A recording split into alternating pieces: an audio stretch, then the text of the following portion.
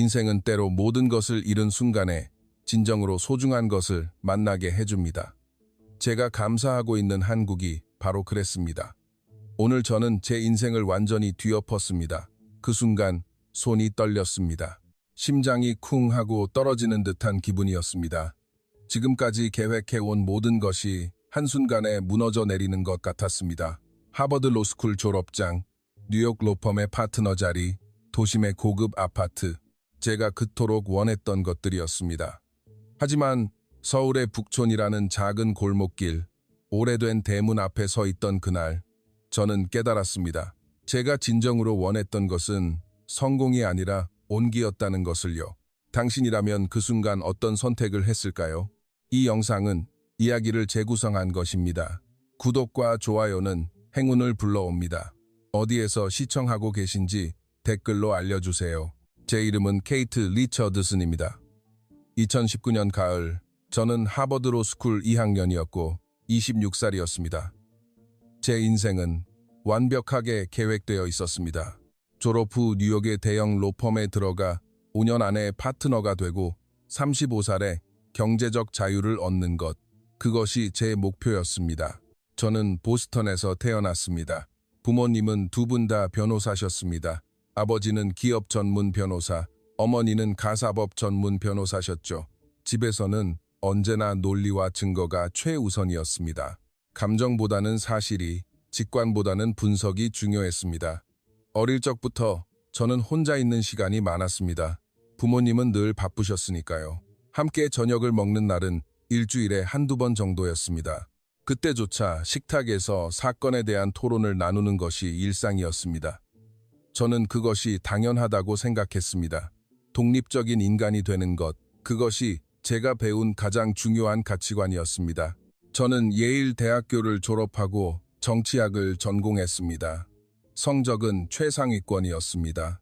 로스쿨 진학도 순조로웠습니다. 하버드 합격 통지서를 받은 날, 부모님은 처음으로 저를 안아주셨습니다. 그때 저는 생각했습니다. 성공하면 사랑받을 수 있구나. 하버드에서의 생활은 치열했습니다. 매일 새벽 5시에 일어나 운동하고 도서관에서 온종일 공부했습니다. 친구들과 보내는 시간은 거의 없었습니다. 비효율적이라고 생각했기 때문입니다. 그해 여름, 교수님께서 제게 제안을 하셨습니다. 케이트, 서울대학교 로스쿨과 교환학생 프로그램이 있는데 한 학기 동안 다녀오는 건 어떤가? 이력서에도 도움이 될 거고 아시아의 법제도를 배울 좋은 기회일세. 저는 고민했습니다. 한국이라는 나라에 대해 아는 것이 거의 없었습니다. 뉴스에서 본 것이 전부였습니다. 급속한 경제 성장, 높은 교육열, 엄격한 사회 분위기.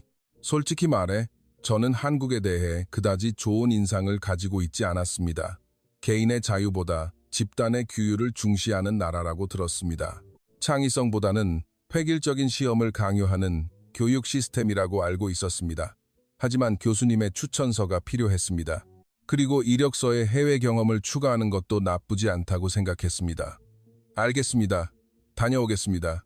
저는 그렇게 대답했습니다. 2019년 12월 말, 저는 짐을 쌌습니다. 여행 가방 하나에 필요한 것만 담았습니다. 옷 몇 벌, 노트북, 책 몇 권. 저는 언제나 짐을 최소화했습니다. 불필요한 것에 시간을 낭비하고 싶지 않았기 때문입니다. 공항으로 가는 차 안에서 어머니가 말씀하셨습니다. 케이트, 한국에서 시간 낭비하지 마. 내가 가야 할 곳은 뉴욕이야. 잊지 마. 알아요, 엄마? 저는 짧게 대답했습니다. 아버지는 아무 말씀도 하지 않으셨습니다. 아버지는 늘 그러셨습니다. 인천국제공항에 도착한 것은 2020년 1월 2일 이른 아침이었습니다.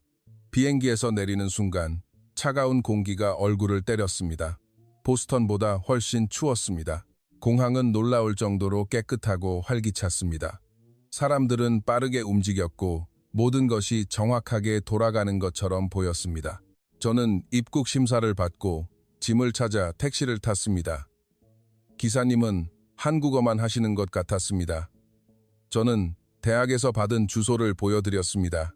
기사님은 고개를 끄덕이고 출발했습니다.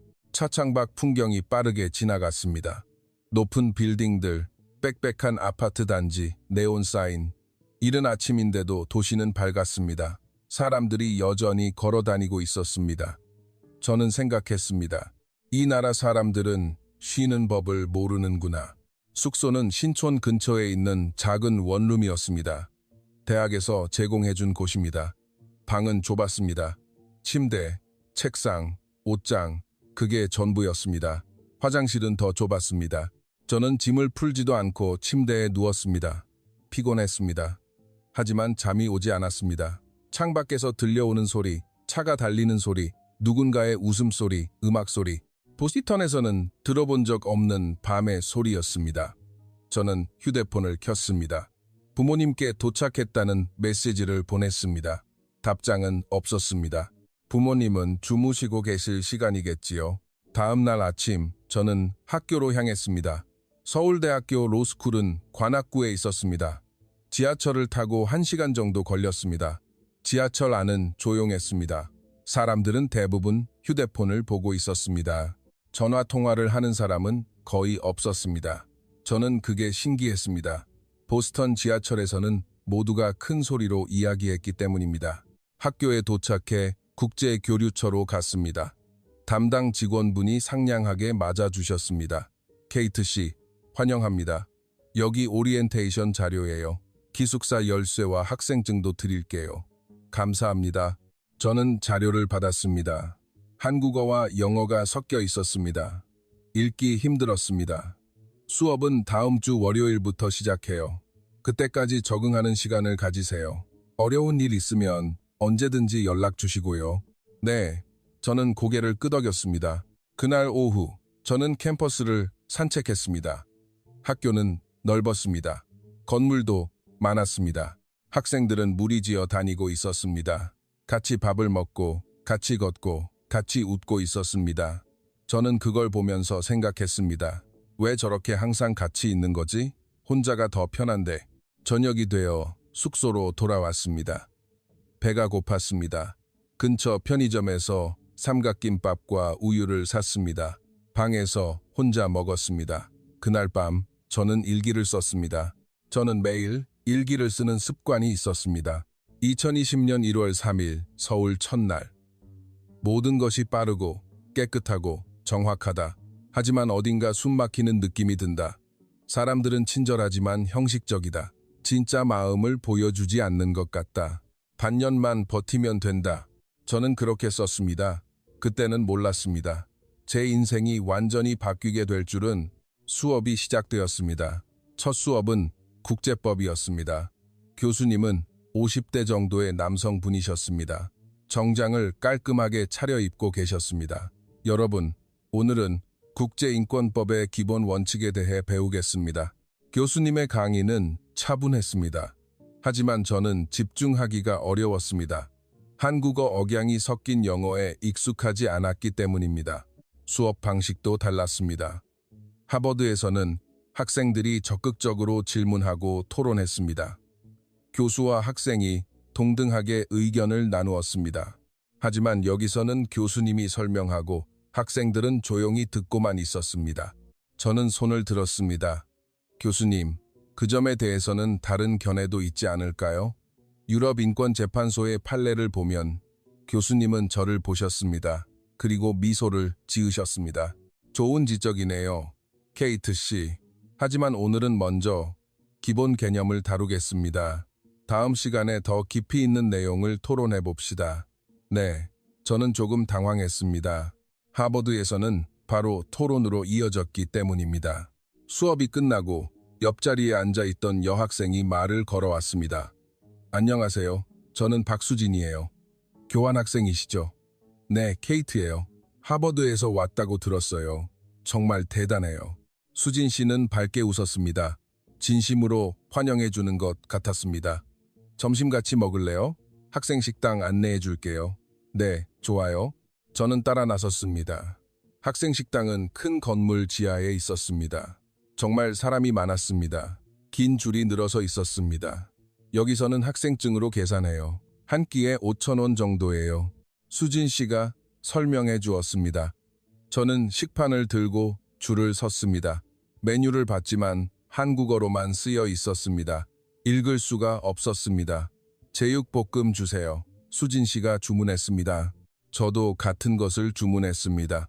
밥과 된장찌개, 반찬이 나왔습니다. 식판이 무거웠습니다. 이렇게 많은 걸 어떻게 다 먹지? 하고 생각했습니다. 자리에 앉았습니다. 수진 씨가 젓가락 사용법을 알려주었습니다. 케이트 씨, 젓가락질 할 수 있어요? 조금요. 사실은 서툴렀습니다. 미국에서 중국 음식을 먹을 때 가끔 사용해 본 게 전부였습니다. 천천히 하면 괜찮아요. 처음엔 다들 그래요. 수진 씨는 웃으며 말했습니다. 식사를 하는데 옆 테이블 학생들이 시끄럽게 이야기하고 있었습니다. 웃고 농담하고 서로의 반찬을 먹여주기까지 했습니다. 저는 이해할 수 없었습니다. 여기서는 항상 저렇게 시끄럽게 식사하나요? 네, 한국에서는 다 같이 식사하는 게 중요하거든요. 식사 시간은 그냥 배를 채우는 시간이 아니라 관계를 쌓는 시간이에요. 수진 씨가 설명했습니다. 저는 고개를 끄덕였습니다. 하지만 이해는 되지 않았습니다. 비효율적이라고 생각했습니다. 그날 오후 저는 도서관에 갔습니다. 공부할 것이 많았습니다. 자리에 앉아 책을 폈습니다. 1시간쯤 지났을 때 누군가 제 옆에 앉았습니다. 남학생이었습니다. 키가 크고 안경을 쓰고 있었습니다. 저기, 혹시 국제법 수업 듣는 케이트 씨 맞으세요? 네. 그런데요. 저는 김민준이라고 합니다. 같은 수업을 듣고 있어요.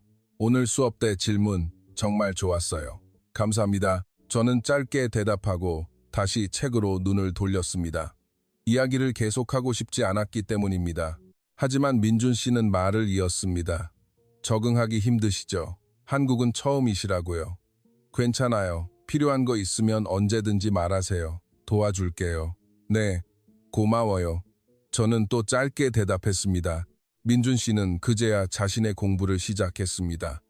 저는 안도했습니다. 혼자 있고 싶었기 때문입니다.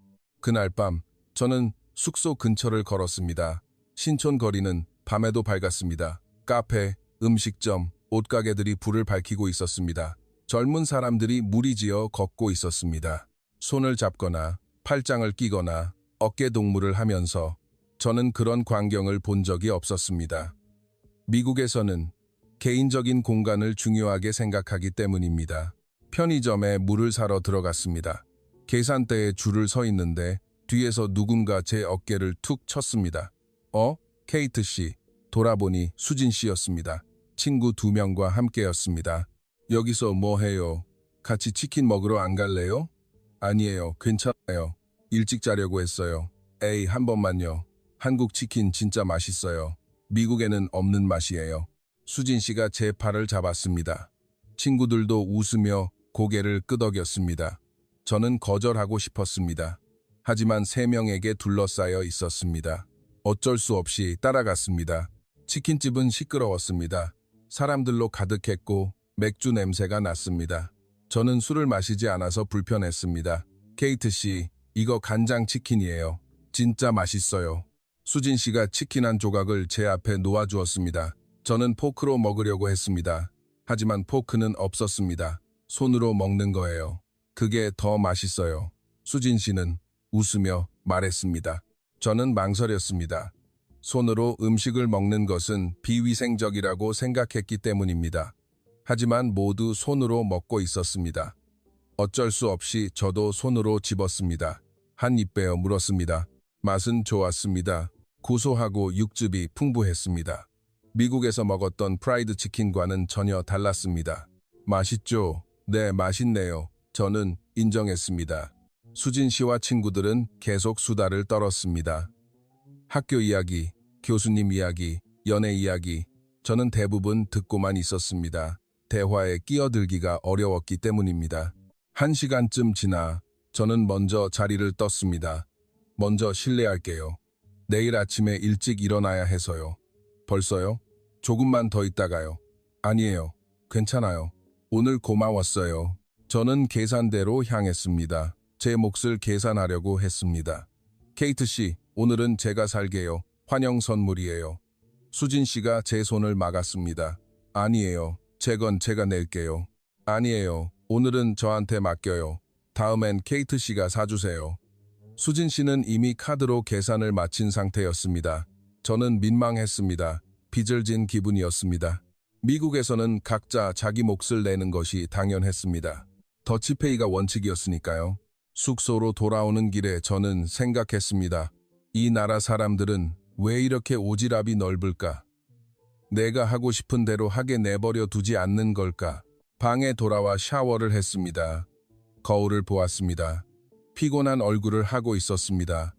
침대에 누웠습니다. 휴대폰을 켰습니다. 부모님에게서 답장이 와 있었습니다. 잘 지내니? 공부 열심히 해. 시간 낭비하지 말고. 짧은 메시지였습니다. 저는 답장했습니다. 네, 잘 지내요. 걱정 마세요. 그날 밤 저는 좀처럼 잠들지 못했습니다. 창밖의 소음 때문만은 아니었습니다. 어쩐지 마음이 진정되지 않았습니다. 여기 사람들은 왜 저렇게 거리가 가까울까? 왜 혼자 있는 걸 싫어할까? 왜 항상 누군가와 함께 있으려고 할까? 저는 이해할 수 없었습니다. 하지만 동시에 조금 부럽기도 했습니다. 그렇게 쉽게 웃고, 그렇게 스스럼 없이 몸에 닿고, 그렇게 자연스럽게 친해질 수 있다는 것이 저는 한 번도 그런 관계를 맺어본 적이 없었습니다. 다음 날 아침, 저는 또 학교에 갔습니다. 수업, 도서관, 식당, 똑같은 매일이 반복되었습니다. 하지만 조금씩, 아주 조금씩 변화가 시작되고 있었습니다. 제가 그것을 깨닫기까지는 좀 더 시간이 필요했습니다. 한 달이 지나가고 있었습니다. 저는 조금씩 서울 생활에 익숙해지고 있었습니다.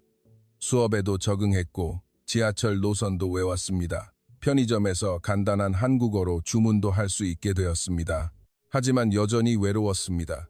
수진 씨와는 가끔 식사를 했지만 깊은 이야기는 하지 않았습니다. 민준 씨와는 도서관에서 자주 마주쳤지만 인사를 나누는 정도였습니다. 저는 대부분의 시간을 혼자 보냈습니다. 그 편이 편했기 때문입니다. 1월 27일 월요일이었습니다. 그날은 평소보다 일찍 일어났습니다. 아침 운동을 하기 위해서입니다. 저는 매일 아침 조깅을 하는 습관이 있었습니다. 오전 6시, 신촌 거리는 조용했습니다.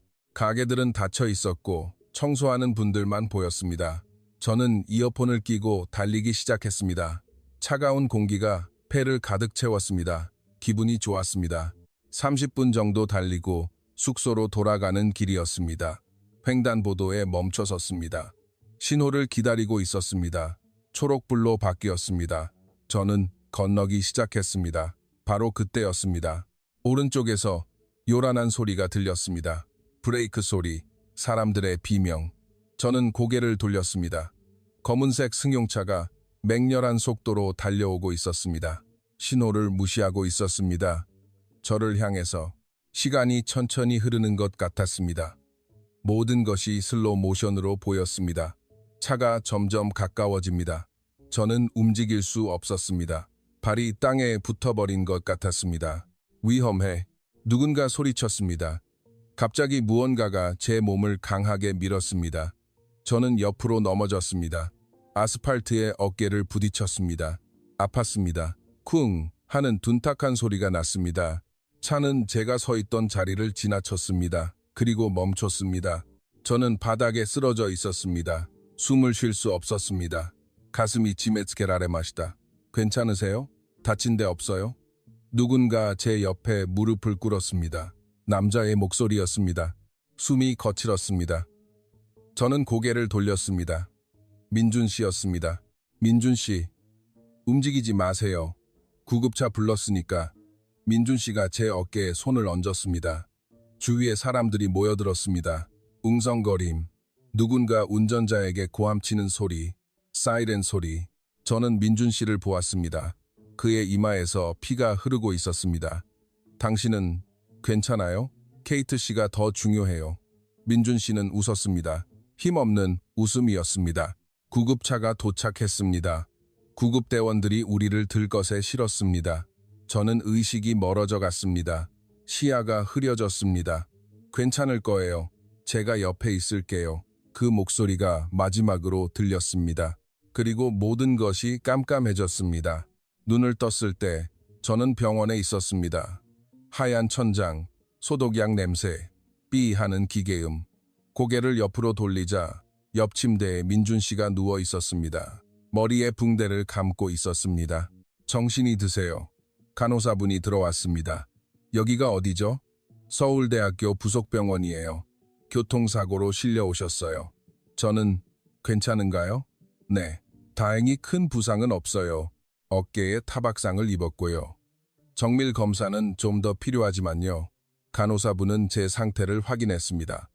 저 사람은 저는 민준 씨를 가리켰습니다. 같이 오신 분이요? 머리를 다쳐서 꿰맸어요. 그 외에는 괜찮으시고요. 어떻게 여기에 보호자시잖아요. 계속 케이트 씨 걱정만 하시던데요. 간호사분은 웃으며 말했습니다. 저는 이해할 수 없었습니다. 보호자? 우리는 그냥 같은 수업을 듣는 사이일 뿐인데 의사가 왔습니다. 유창한 영어를 구사했습니다. 케이트 씨, 검사 결과 뇌에는 이상이 없습니다.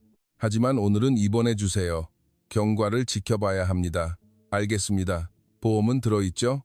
네, 학교에서 가입했어요. 다행이네요. 걱정하지 마세요. 잘 치료해 드릴 테니. 의사는 나갔습니다. 저는 다시 한번 민준 씨를 보았습니다. 그는 아직 잠들어 있었습니다. 왜 나를 밀쳤을까? 왜 위험한 상황에 뛰어들었을까? 우리는 친구도 아닌데 저로서는 이해할 수 없었습니다. 오후가 되어 민준 씨가 눈을 떴습니다. 그가 신음했습니다. 민준 씨, 괜찮아요? 제가 물었습니다. 민준 씨는 얼굴을 이쪽으로 돌렸습니다. 저를 보고 웃었습니다. 케이트 씨, 다행이다. 크게 안 다쳐서. 왜 그런 짓을 했어요? 왜 나를 밀쳤냐고요? 그냥 그래야 할 것 같았어요. 이해할 수 없어요. 당신도 다칠 수 있었잖아요. 그래도 괜찮아요. 케이트 씨가 무사한 게 제일 중요하니까. 민준 씨는 태연하게 말했습니다. 저는 화가 났습니다. 아니, 화가 났다기보다 혼란스러웠습니다. 나한테 은혜를 팔려고? 아니면 영웅이 되고 싶어서? 아니에요. 그런 거 아니에요. 그럼 뭔데요? 왜 당신이 나를 구해야 하는 건데요? 제 목소리가 커졌습니다. 민준 씨는 잠시 침묵했습니다. 그리고 조용히 말했습니다. 그냥 모른 척할 수가 없었어요. 사람이 위험에 처했는데 모르는 척할 수는 없잖아요. 우리는 남이잖아요. 그래도 같은 사람이잖아요. 민준 씨의 목소리는 온화했습니다. 저는 할 말을 잃었습니다. 미국이라면 이런 일이 있을까? 다른 사람을 위해 자신을 위험에 빠뜨리는 사람이 있을까? 아마 없을 것이다. 모두 자기 인생을 살기 바쁘니까. 하지만 민준 씨는 그렇게 했습니다. 당연하다는 듯이. 고마워요. 저는 작게 말했습니다. 천만에요. 케이트 씨가 무사해서 정말 다행이에요. 민준 씨는 다시 웃었습니다. 그날 밤 수진 씨가 병원에 와주었습니다. 다른 친구들도 함께였습니다. 케이트 씨, 괜찮아? 응, 괜찮아. 정말 다행이다. 뉴스 듣고 얼마나 걱했는지 몰라. 수진 씨는 제 손을 잡았습니다. 눈에는 눈물이 고여 있었습니다. 저는 놀랐습니다. 왜 우는 거지? 우리는 그렇게 친한 사이도 아닌데. 괜찮아, 수진아. 걱정 마. 민준 선배도 다쳤다면서요. 선배, 괜찮으세요? 수진 씨는 민준 씨에게 물었습니다. 응, 난 괜찮아. 걱정 마. 친구들은 과일 바구니를 두고 갔습니다. 저는 받는 것이 미안했지만 거절할 수 없었습니다. 그날 밤 병실은 조용했습니다. 민준 씨는 잠들어 있었습니다. 규칙적인 숨소리가 들렸습니다. 저는 천장을 보며 생각했습니다. 이 나라는 뭐가 다른 걸까? 왜 사람들은 이렇게 서로를 챙기는 걸까? 미국에서는 자립이 미덕이었습니다. 혼자서 문제를 해결하는 것이 강한 인간이었습니다. 하지만 여기서는 다른 것 같았습니다. 함께 있는 것이 당연하고 서로 돕는 것이 자연스러웠습니다. 저는 그것에 익숙하지 않았습니다.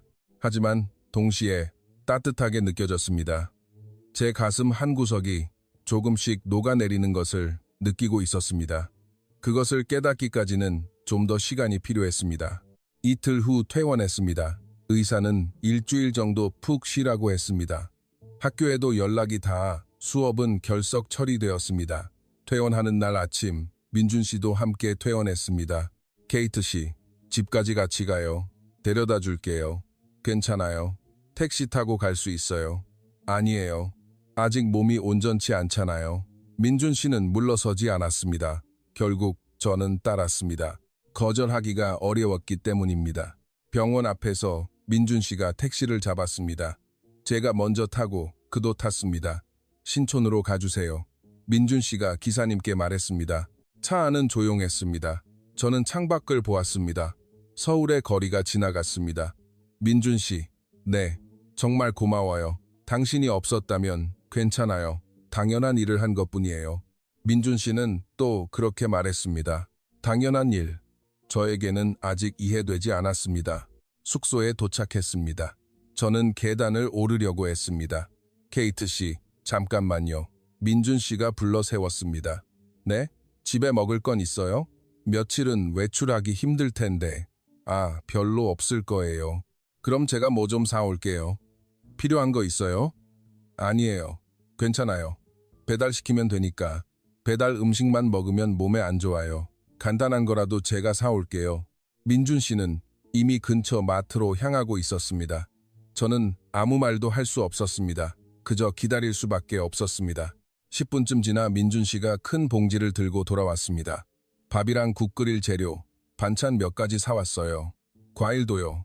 얼마예요? 돈 드릴게요. 아니에요. 괜찮아요. 아니, 받아요. 저는 지갑을 꺼냈습니다. 민준 씨가 제 손을 가볍게 막았습니다. 케이트 씨, 한국에서는 이런 걸로 돈 거래 안 해요. 친구가 어려울 때 돕는 거예요. 다음에 제가 어려우면 케이트 씨가 도와주세요. 그건 그때 가서요. 약속이에요. 민준 씨는 웃었습니다. 저는 고개를 끄덕일 수밖에 없었습니다. 방에 들어와 냉장고에 식재료를 넣었습니다. 민준 씨가 도와주었습니다. 케이트 씨, 무슨 일 있으면 연락해요. 언제든지 올 테니까. 응, 고마워요. 푹 쉬어요. 또 올게요. 민준 씨는 그렇게 말하고 돌아갔습니다. 저는 문을 닫고 침대에 앉았습니다. 이해할 수 없었습니다. 왜 이렇게까지 해주는 거지? 우리는 겨우 한 달 전에 만났을 뿐인데. 저는 휴대폰을 들었습니다. 부모님께 사고 소식을 전해야 했습니다. 전화를 걸었습니다. 어머니가 받았습니다. 케이트, 엄마, 나야. 무슨 일이니? 왜 전화했어? 사고가 났어. 교통사고? 지금은 괜찮아? 응, 지금은. 뭐라고? 교통사고? 크게 다쳤니? 어머니의 목소리가 높아졌습니다. 아니, 괜찮아. 타박상뿐이야. 병원은? 보험은? 응, 다 처리됐어. 다행이구나. 조심하라고 했잖아. 한국은 교통이 위험하다고. 응, 공부는 할 수 있겠어? 뒤처지면 안 돼. 네, 할 수 있어요. 그래, 몸 조심하고 공부 열심히 해. 네, 엄마. 전화가 끊겼습니다. 저는 휴대폰을 내려놓았습니다. 어머니는 제가 다친 것을 걱정한 것이 아니었습니다. 공부를 계속할 수 있는지를 걱정하고 있었습니다. 저는 그것에 익숙했습니다. 계속 그렇게 자라왔으니까요. 하지만 그날은 조금 달랐습니다. 마음 한구석이 차갑게 느껴졌습니다. 저는 냉장고를 열었습니다. 민준 씨가 사다 준 식재료로 가득했습니다. 즉석밥 하나를 전자레인지에 데웠습니다. 김치와 계란말이를 꺼냈습니다. 혼자 밥을 먹었습니다. 작은 식탁에 앉아서 밥은 따뜻했습니다. 김치는 작고 계란말이는 달았습니다. 왠지 눈물이 났습니다. 저는 울지 않는 사람이었습니다. 감정을 드러내는 것은 약한 행동이라고 배워왔습니다. 하지만 그날은 참을 수 없었습니다. 눈물이 멈추지 않았습니다. 그날부터 일주일 동안 민준 씨는 매일 와주었습니다. 아침에는 전화로 필요한 것이 없는지 물었고 저녁에는 음식을 가져다 주었습니다. 어떤 날은 죽을, 어떤 날은 샌드위치를, 어떤 날은 과일을. 저는 매번 돈을 주려고 했습니다. 하지만 민준 씨는 결코 받지 않았습니다. 케이트 씨, 그렇게 하면 서운해요. 우리 친구잖아요. 친구. 저는 그 말에 놀랐습니다. 우리가 친구였던가요? 수진 씨도 자주 와주었습니다. 다른 친구들도 번갈아가며 찾아왔습니다. 노트를 빌려주거나 과제를 도와주거나 그냥 수다를 떨러 오기도 했습니다. 저는 불편했습니다. 혼자 있는 것에 익숙했기 때문입니다. 하지만 거절할 수도 없었습니다. 어느 날 저녁, 수진 씨가 어머니가 만들어주셨다는 죽을 가져왔습니다. 케이트 씨, 이거 우리 엄마가 만들었어요. 다친 사람한테 좋대요. 고마워. 수진 씨, 어머님께 안부 전해줘. 직접 전화해보는 건 어때요? 우리 엄마 영어 조금 할 줄 알아요. 수진 씨는 휴대폰을 건넸습니다. 저는 망설였습니다. 만난 적도 없는 사람과 통화를 하라니요. 여보세요. 모르는 여성의 목소리가 들렸습니다. 안녕하세요. 케이트입니다. 어머, 케이트. 우리 수진이한테 얘기 많이 들었어. 많이 힘들었다며? 아니에요. 괜찮아요. 정말 감사합니다. 천만에. 푹 쉬고 밥 잘 챙겨 먹어. 빨리 나아야지. 네, 감사합니다. 수진이가 케이트를 정말 좋아하더라. 우리 딸이랑 친하게 지내줘. 네. 수진 씨한테 정말 많은 도움을 받고 있어요. 그래. 건강해지면 우리 집에 놀러와. 맛있는 거 해줄게. 감사합니다. 전화가 끝났습니다. 저는 휴대폰을 수진 씨에게 돌려주었습니다. 어머님이 정말 친절하시네. 한국 엄마들은 다 그래요. 자기 자식 친구도 소중하게 생각하거든요. 수진 씨는 웃었습니다. 저는 그게 신기했습니다. 미국에서는 상상할 수 없는 일이었습니다. 일주일이 지나고 저는 학교에 복귀했습니다. 아직 어깨가 조금 아팠지만 괜찮았습니다. 첫 수업에 들어가자 학생들이 박수를 쳐주었습니다. 케이트 씨, 괜찮아? 이제 다 나았어? 민준 선배가 엄청 도와줬다며 질문이 쏟아졌습니다. 저는 어색하게 웃었습니다. 이렇게 주목받는 것은 익숙하지 않았습니다. 교수님도 수업 전에 찾아와 주셨습니다. 케이트 씨, 이제 괜찮은가? 네, 교수님. 괜찮습니다. 다행이군. 무리하지 말고 무슨 일이 있으면 언제든지 말하게. 감사합니다. 수업이 끝나자 민준 씨가 다가왔습니다. 케이트 씨, 점심 같이 먹어요. 좋아. 우리는 학생 식당으로 갔습니다. 수진 씨와 다른 친구들도 합류했습니다. 6명이 한 테이블에 앉았습니다. 모두 수다를 떨고 웃고 있었습니다. 저는 조용히 밥을 먹었습니다.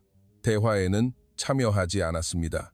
하지만 듣고는 있었습니다. 케이트 씨, 다음 주말에 북한산 가려고 하는데 같이 안 갈래? 수진 씨가 물었습니다. 북한산? 응, 산이야. 엄청 예뻐. 겨울 풍경이 끝내줘. 나 등산은 해본 적 없는데. 괜찮아. 우리가 도와줄게. 재밌을 거야. 분명. 생각해볼게. 저는 애매하게 대답했습니다. 사실은 가고 싶지 않았습니다. 어색할 거라고 생각했기 때문입니다. 하지만 민준 씨가 말했습니다. 케이트 씨, 한번 가보세요. 한국의 겨울산은 정말 아름다워요. 후회하지 않을 거예요. 그럴까? 네, 보장합니다. 민준 씨는 웃었습니다. 저는 고개를 끄덕였습니다. 그럼 가볼게. 야호, 엄청 기대된다. 수진 씨는 손뼉을 쳤습니다. 저는 무언가 새로운 세계에 발을 들이고 있는 것 같았습니다. 익숙하지 않지만 나쁘지는 않았습니다. 조금씩, 아주 조금씩 제 마음은 열리고 있었습니다. 2월이 시작되었습니다. 날씨는 아직 추웠습니다. 하지만 거리에는 많은 사람이 있었습니다. 저는 조금씩 한국 생활에 익숙해지고 있었습니다. 지하철을 타는 것도, 한국어로 주문하는 것도 자연스럽게 할 수 있게 되었습니다. 하지만 더 큰 변화는 마음속에서 일어나고 있었습니다. 2월 둘째 주 토요일, 우리는 북한산으로 출발했습니다. 아침 5시에 학교 정문에서 만났습니다. 민준 씨, 수진 씨, 그리고 친구 4명, 총 7명이었습니다. 케이트 씨, 이쪽. 수진 씨가 손을 흔들었습니다. 저는 배낭을 메고 다가갔습니다. 다들 일찍 일어났네. 등산은 일찍 시작해야지 일출을 볼 거거든. 민준 씨가 말했습니다. 우리는 렌터카에 올라탔습니다. 민준 씨가 운전했습니다. 차 안에서 친구들은 과자를 나눠 먹고 음악을 틀고 노래를 불렀습니다. 저는 창밖을 보았습니다. 서울을 벗어나자 풍경이 바뀌었습니다. 높은 빌딩 대신 산이 보였습니다. 3시간 정도 달려 북한산에 도착했습니다. 주차장은 차로 가득했습니다. 사람도 많았습니다. 자, 출발하자. 수진 씨가 앞장섰습니다. 등산로는 가팔랐습니다. 저는 운동을 꾸준히 했지만 산을 오르는 것은 별개였습니다. 숨이 찼습니다. 케이트 씨, 괜찮아요? 민준 씨가 옆에서 물었습니다. 네, 괜찮아요. 천천히 가요. 서두를 필요 없으니까. 민준 씨는 제 페이스에 맞춰 걸어주었습니다. 1시간 정도 오르자 전망대가 나왔습니다. 여기서 쉬자. 수진 씨가 배낭을 내려놓았습니다. 저는 난간에 기대어 아래를 보았습니다. 계곡이 보였습니다. 하얀 눈으로 덮여 있었습니다. 나무들은 얼어붙었고 하늘은 맑았습니다. 예쁘죠? 민준 씨가 옆에 섰습니다. 네, 정말 아름다워요. 저는 솔직하게 말했습니다. 미국에도 산은 많았습니다. 하지만 이렇게 사람들과 함께 오른 적은 없었습니다. 케이트 씨, 사진 찍어요. 수진 씨가 카메라를 들었습니다. 친구들이 모였습니다. 저도 끼었습니다. 하나, 둘, 셋, 김치. 찰칵, 사진이 찍혔습니다. 케이트 씨, 웃어요. 표정이 너무 굳었어요. 미안해요. 사진 찍히는데 익숙하지 않아서. 괜찮아. 다시 찍자. 이번엔 활짝 웃어요. 다시 찰칵. 저는 조금 웃었습니다. 자연스럽지는 않았지만 그래도 웃었습니다. 정상까지는 2시간이 더 걸렸습니다. 힘들었지만 포기하지 않았습니다. 친구들이 계속 응원해 주었기 때문입니다. 케이트 씨, 조금만 더, 거의 다 왔어. 힘내. 정상에 도착했을 때 저는 숨을 헐떡이고 있었습니다. 온몸이 땀으로 흠뻑 젖었습니다. 하지만 풍경은 장관이었습니다. 사방이 산으로 둘러싸여 있었습니다. 하늘은 한 점 구름 없이 파랗고 바람은 차가웠습니다. 와, 저는 저도 모르게 감탄사를 내뱉었습니다. 대단하죠? 민준 씨는 웃었습니다. 네, 처음 봐요, 이런 풍경. 한국은 작은 나라지만 아름다운 곳이 많아요. 산도, 바다도. 그렇구나. 저는 고개를 끄덕였습니다. 점심은 정상에서 먹었습니다. 김밥, 과일, 초콜릿. 케이트 씨, 이거 먹어요. 칼로리가 높아서 힘이 날 거예요. 수진 씨가 초콜릿을 건네주었습니다. 고마워. 저는 받아서 먹었습니다. 달콤했습니다. 케이트 씨는 미국에서 가족들이랑 이런 거 자주 했어? 친구 중 한 명이 물었습니다. 아니, 거의 안 했어. 왜? 미국도 자연은 많잖아. 부모님이 바쁘셨고 나도 혼자 있는 걸 좋아했거든. 외롭지 않았어? 외롭다고 생각 안 했어. 그게 당연하다고 생각했으니까. 저는 솔직하게 대답했습니다. 친구들은 조용해졌습니다. 그럼 지금은 외로워? 수진 씨가 물었습니다. 저는 조금 생각했습니다. 모르겠어. 예전만큼은 아닌 것 같아. 그럼 다행이다. 우리가 있잖아. 수진 씨는 제 어깨에 머리를 기댔습니다. 저는 움찔했습니다. 몸에 닿는 것에 아직 익숙하지 않았기 때문입니다. 하지만 뿌리치지 않았습니다. 따뜻했기 때문입니다. 하산은 더 힘들었습니다. 무릎이 아파왔습니다. 민준 씨가 제 손을 잡아주었습니다. 조심해요. 여기 미끄러우니까. 고마워요. 저는 그의 손을 잡았습니다. 크고 따뜻한 손이었습니다. 주차장에 도착했을 때는 해가 지고 있었습니다. 다들 수고했어. 자, 밥 먹으러 가자. 수진 씨가 외쳤습니다. 우리는 근처 식당으로 갔습니다. 한정식집이었습니다. 큰 상에 수많은 반찬이 차려졌습니다. 저는 놀랐습니다. 이렇게 많은 음식을 7명이서 먹는다고? 케이트 씨, 이거 맛있어요. 먹어봐요. 친구가 제 앞접시에 음식을 놓아주었습니다. 저는 당황했습니다.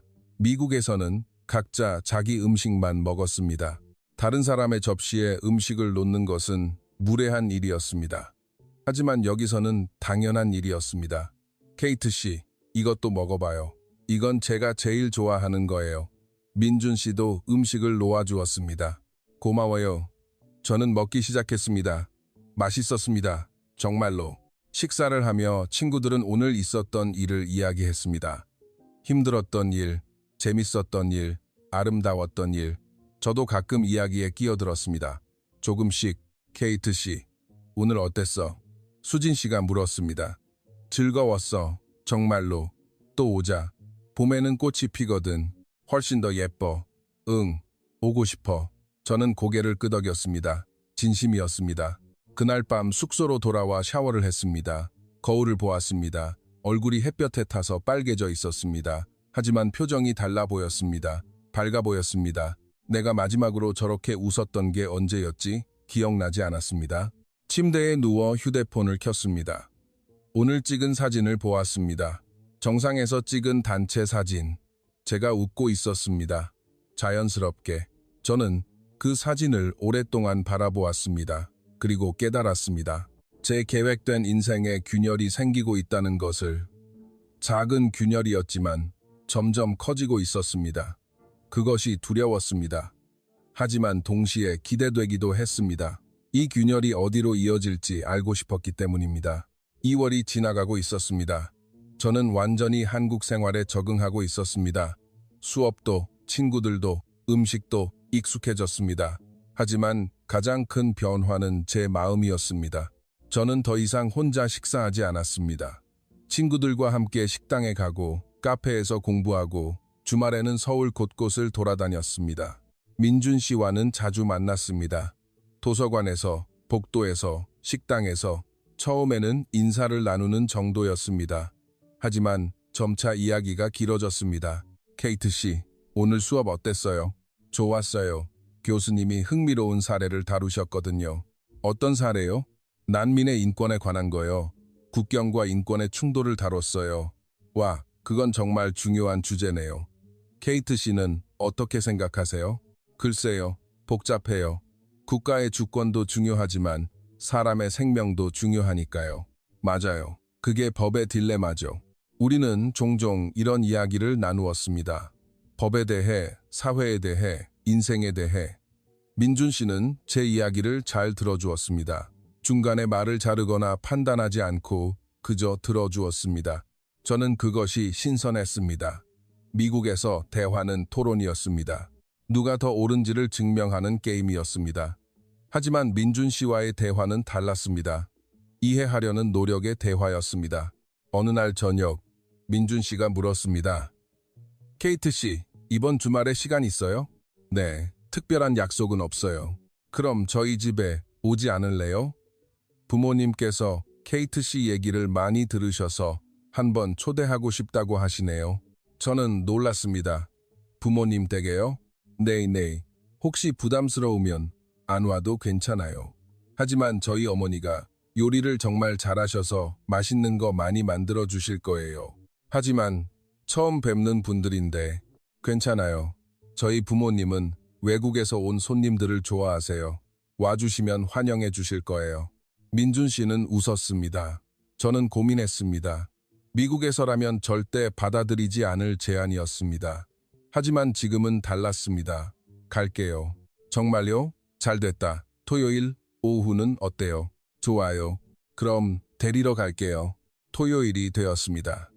저는 옷을 고르는데 오랜 시간을 썼습니다. 처음으로 누군가의 부모님을 뵙는 것이니까요.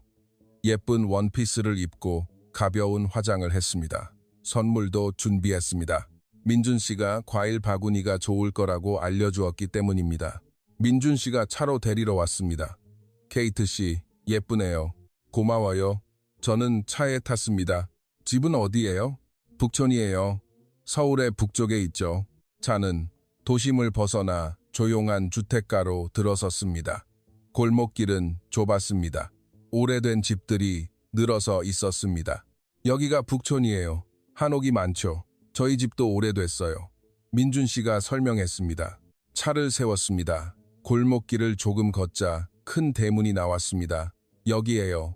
민준 씨가 대문을 열었습니다. 안으로 들어가자 마당이 있었습니다. 작은 화단과 장독대 같은 것도 있었습니다. 어서 오렴. 현관문이 열리고 중년 여성이 나왔습니다. 민준 씨의 어머니셨습니다. 엄마, 케이트 씨 왔어요. 어머, 케이트.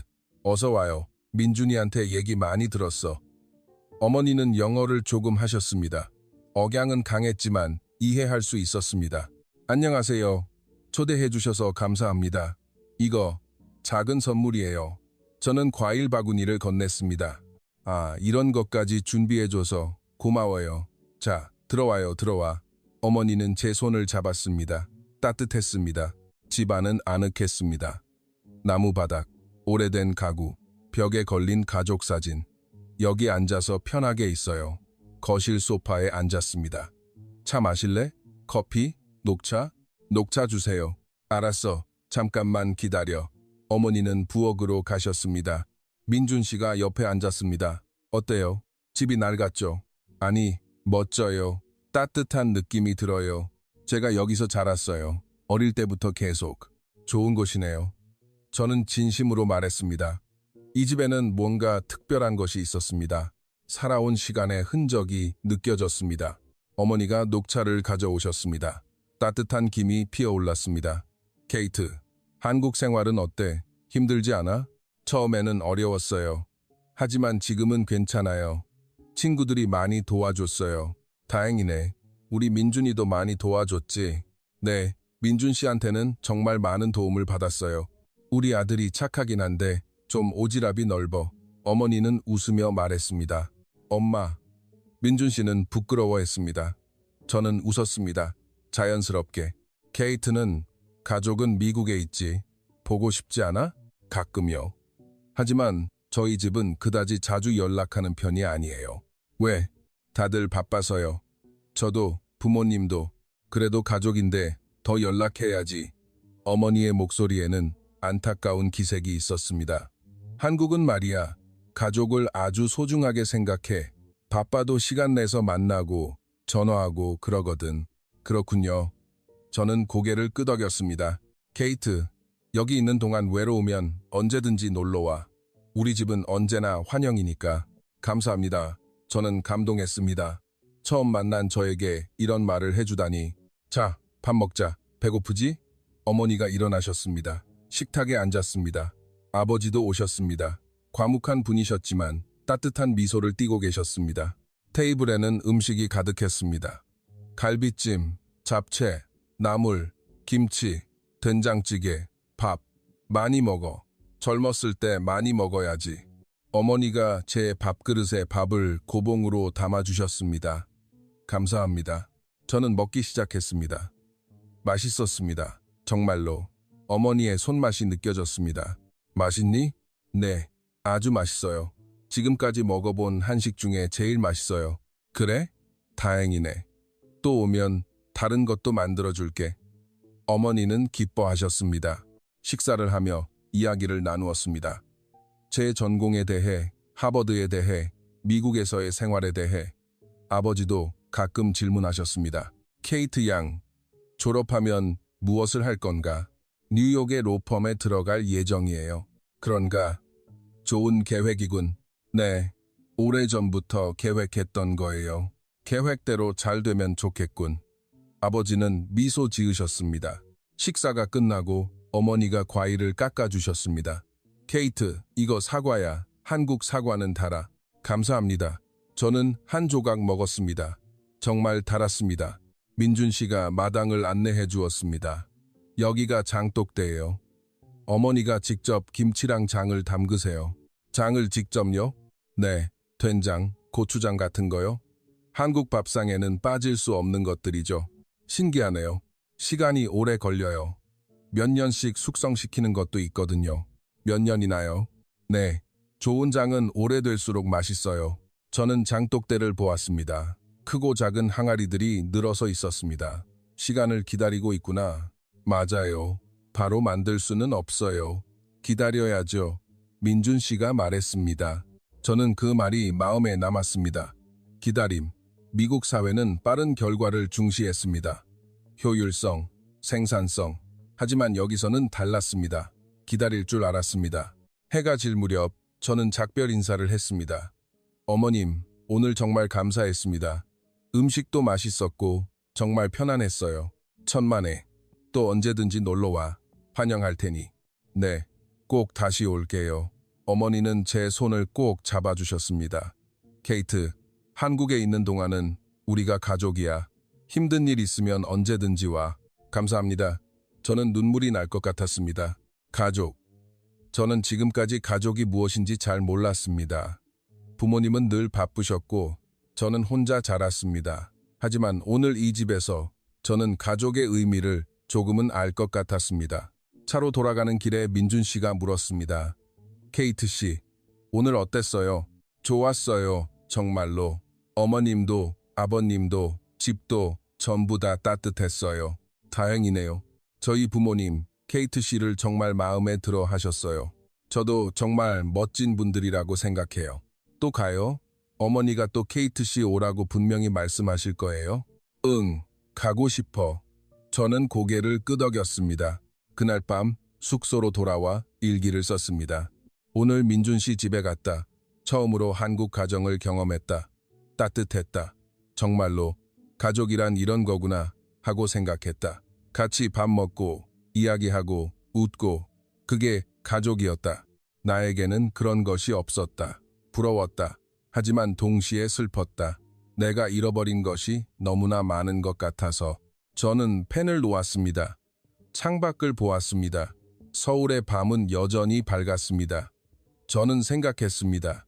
내 계획된 인생은 정말 내가 원하는 것일까? 뉴욕의 로펌, 높은 연봉, 고층 아파트. 그것이 행복일까? 아니면 이런 따뜻함이 행복일까? 저에게는 아직 답이 없었습니다. 하지만 질문하기 시작했습니다. 그것이 첫걸음이었습니다. 3월이 되었습니다. 날씨가 따뜻해졌습니다. 캠퍼스에는 꽃이 피었고 사람들의 옷차림도 가벼워졌습니다.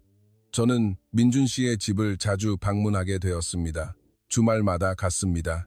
어머니의 초대를 거절할 수가 없었기 때문입니다. 케이트, 이번 주는 뭐 만들어줄까?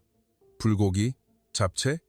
어머님이 해주시는 건 뭐든지 맛있어요. 그래도 케이트가 좋아하는 걸 만들어주고 싶잖아. 어머니는 늘 그렇게 물으셨습니다.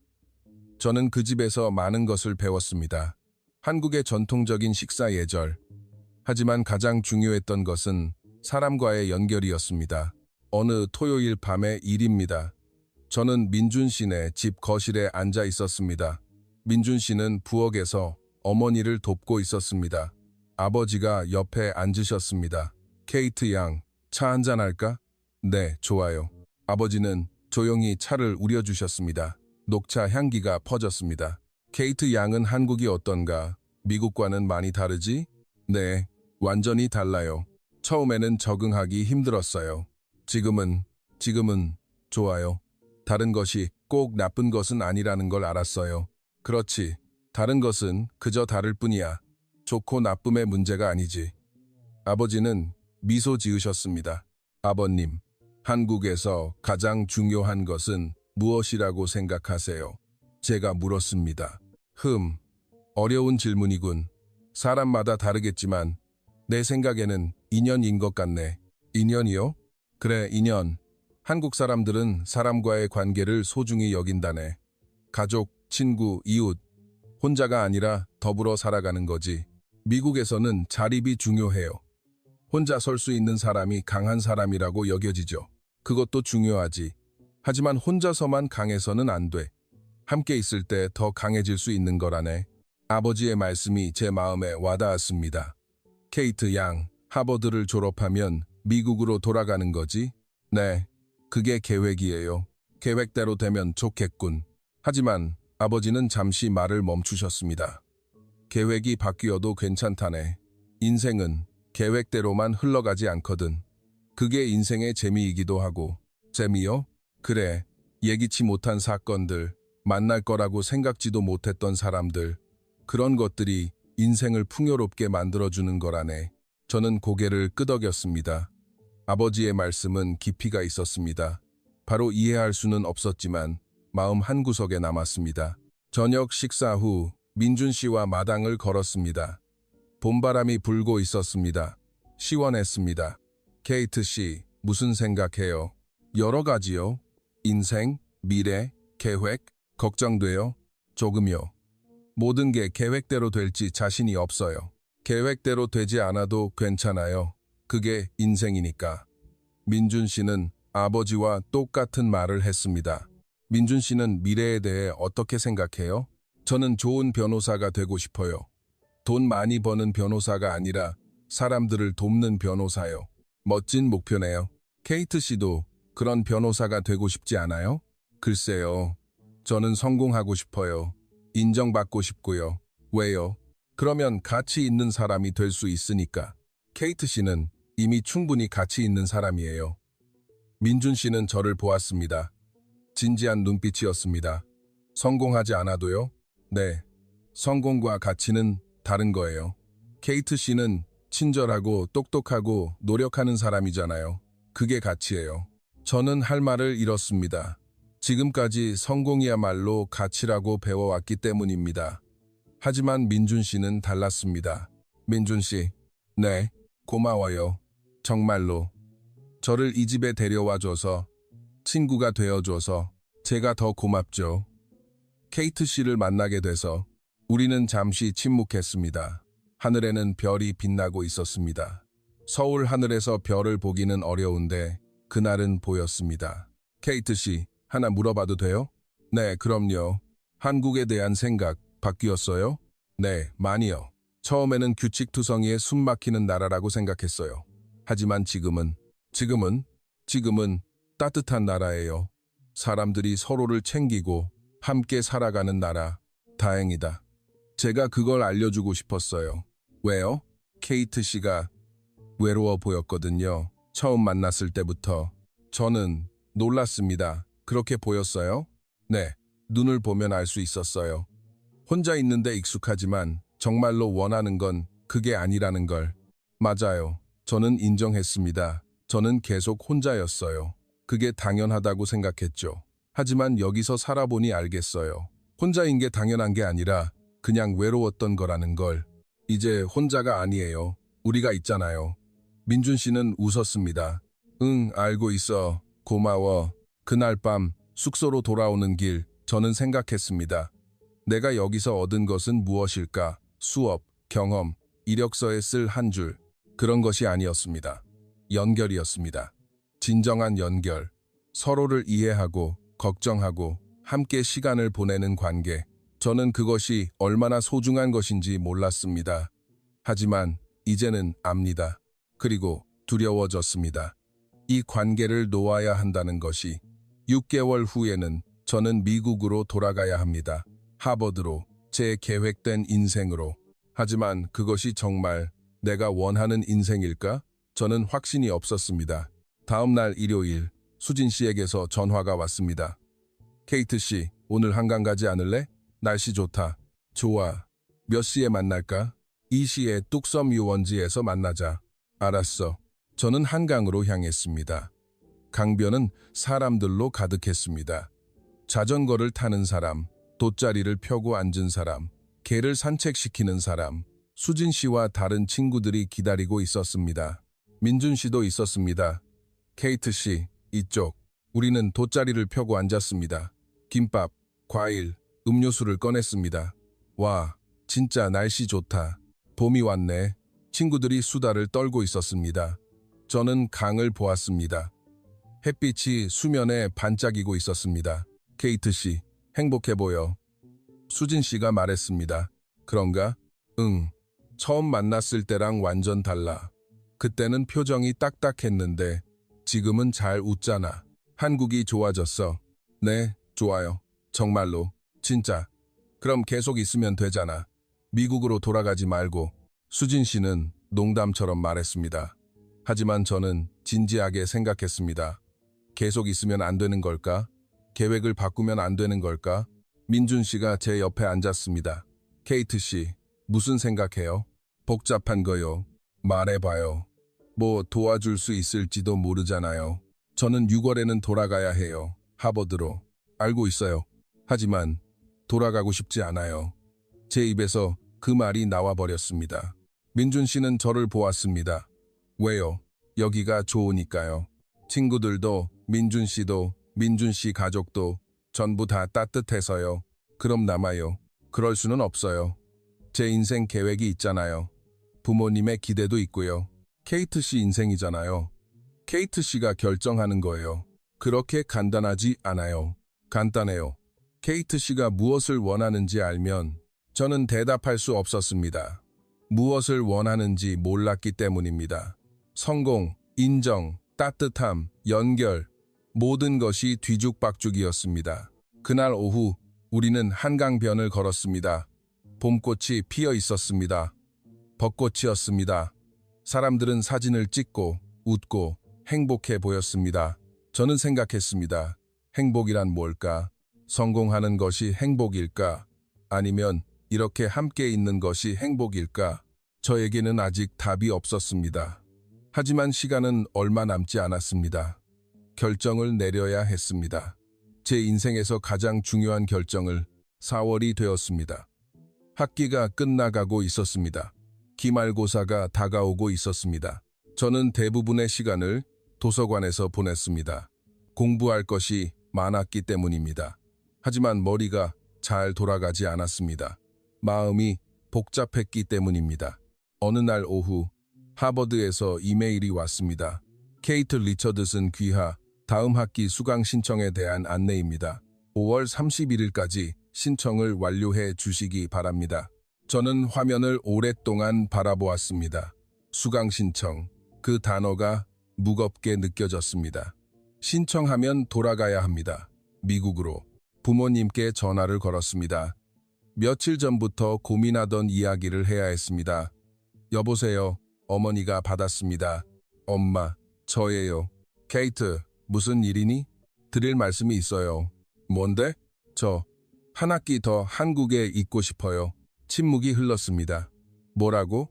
어머니의 목소리가 차가워졌습니다. 한 학기만요.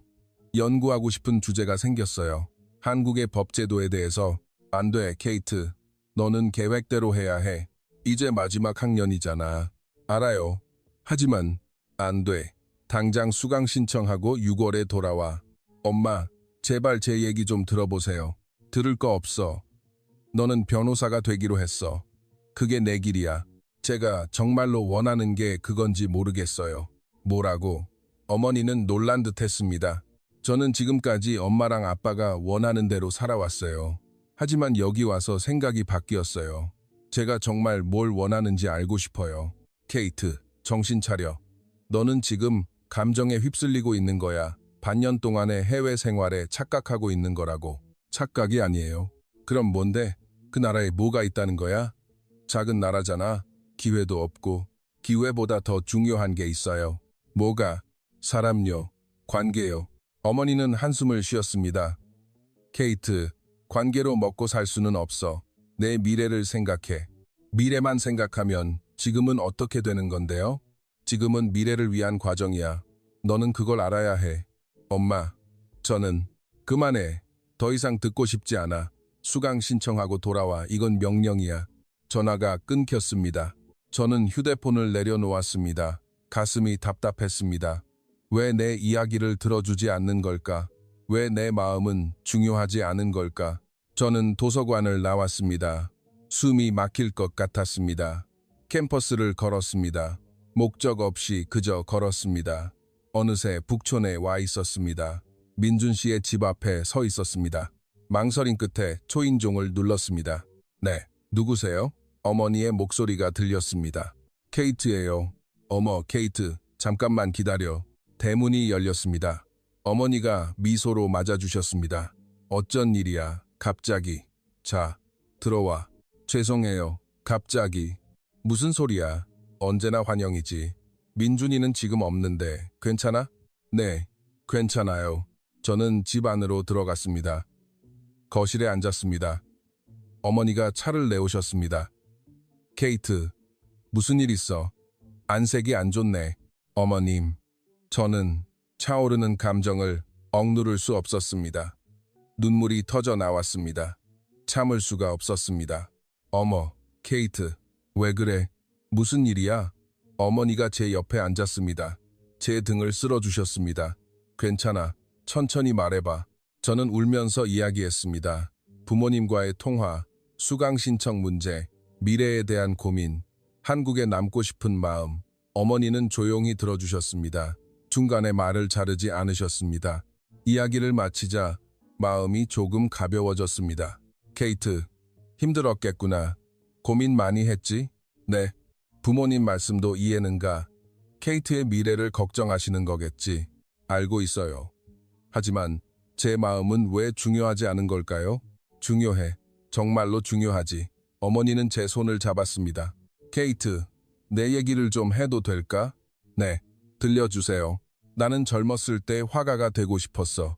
그림 그리는 걸 정말 좋아했거든. 그러셨어요? 하지만 부모님이 반대하셨어. 돈도 안 되고 불안정하다고. 그래서 포기했지. 그래서 어떻게 되셨어요? 결혼하고 아이 낳고 평범하게 살았지. 후회는 없어. 민준이도 있고 남편도 좋은 사람이니까. 하지만 말이야. 하지만요. 가끔 생각해. 만약 그때 내 꿈을 버텼다면 어떻게 됐을까 하고 어머니의 목소리가 조용해졌습니다. 케이트, 인생은 한 번뿐이야. 되돌릴 수 없거든. 그러니 후회하지 않을 선택을 해. 어떻게 알 수 있을까요? 어떤 게 후회하지 않을 선택인지 내 마음에 물어봐. 가장 편한 선택이 아니라 가장 솔직한 선택이 어떤 건지를. 저는 고개를 끄덕였습니다. 케이트, 한국에 남고 싶어? 네. 솔직히 말하면 그래요. 왜? 여기가 좋아요. 따뜻해요. 처음으로 집에 있는 것 같은 기분이 들었어요. 그럼 남아. 하지만 부모님은 설득해야지. 쉽지는 않겠지만 케이트가 진심이라는 걸 보여주면 이해해 주실 거야. 자신이 없어요. 자신이 없어도 괜찮아. 중요한 건 해보는 거니까. 어머니는 미소 지으셨습니다. 케이트, 우리는 너를 응원해. 어떤 선택을 하든. 감사합니다, 어머님. 저는 또 눈물이 났습니다. 하지만 이번에는 따뜻한 눈물이었습니다. 그날 밤 민준 씨가 집에 돌아왔습니다. 케이트 씨 왔다면서요. 무슨 일 있었어요? 응, 좀 복잡한 일이. 하지만 어머님이 많이 도와주셨어. 그래요? 다행이다. 민준 씨는 안도하는 듯 했습니다. 민준 씨, 산책할래요? 좋아요. 우리는 골목길을 걸었습니다. 봄밤의 공기가 시원했습니다. 민준 씨, 하나 물어봐도 돼요? 네, 그럼요. 민준 씨는 어떻게 그렇게 확신을 갖고 살아요? 확신이요? 네. 민준 씨는 항상 자기가 옳다고 생각하는 일을 하잖아요. 망설이지 않고. 망설여요, 많이. 민준 씨는 웃었습니다. 하지만 결국에는 결정을 하잖아요. 그건 후회하고 싶지 않아서예요. 후회요? 네. 안 해서 후회하는 게 해서 후회하는 것보다 더 괴로우니까요. 저는 그 말에 고개를 끄덕였습니다. 케이트 씨, 미국으로 돌아갈 거예요? 모르겠어요. 아직 결정 못했어요. 어떤 선택을 하든 저는 응원할게요. 고마워요. 우리는 잠시 걸었습니다. 민준 씨, 만약 제가 남는다면 어떻게 생각해요? 좋아요. 정말 좋을 것 같아요. 왜요? 케이트 씨가 행복해질 것 같아서요. 그리고 민준 씨는 걸음을 멈췄습니다. 그리고 저도 행복해질 것 같아서요. 제 심장이 쿵 내려앉았습니다. 민준 씨, 케이트 씨, 저는 당신을 좋아해요. 친구로서만이 아니라 민준 씨는 저를 바라보았습니다. 저는 할 말을 잃었습니다. 대답은 안 해도 돼요. 그냥 알아줬으면 했어요. 민준 씨, 저도 제 입에서 말이 나오려다 말았습니다. 멈췄습니다. 확신이 없었기 때문입니다. 제 마음도 제 미래도 생각해 볼게요. 전부 다. 알았어요. 천천히 생각해요. 민준 씨는 웃었습니다. 그날 밤 저는 좀처럼 잠들지 못했습니다. 머릿속이 뒤죽박죽이었습니다. 미국과 한국, 계획과 마음, 성공과 행복, 모든 것이 저울 위에 놓여 있었습니다. 어디로 가야 할까? 저에게는 아직 답이 없었습니다. 하지만 결정해야 했습니다. 시간은 이제 얼마 남지 않았으니까요. 5월이 되었습니다. 학기가 끝나가고 있었습니다. 기말고사도 모두 끝났습니다. 저는 아직 결정을 내리지 못하고 있었습니다. 하버드의 수강 신청 마감일은 5월 31일이었습니다. 이제 일주일밖에 남지 않았습니다. 저는 매일 고민했습니다.